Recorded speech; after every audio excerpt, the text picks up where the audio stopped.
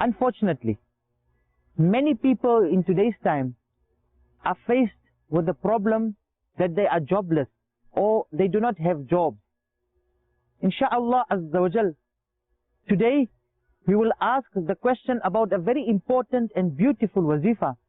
And the question to Muballigh Dawat Islami would be that what is the wazifa for that person who is jobless or does not have a job? It is a very beautiful wazifa and it's simple.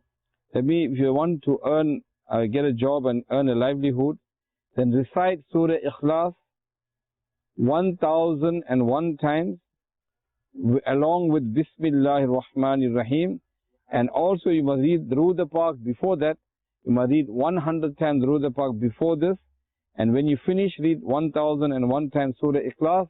Then you read 100 Durood after that, and the condition is it must be from the 1st to the 14th of the Islamic lunar month.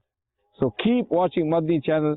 Insha'Allah, you will improve your life in the dunya, and Insha'Allah Azza wa Jal, you'll get a nice place in Jannah in that akhirah as well.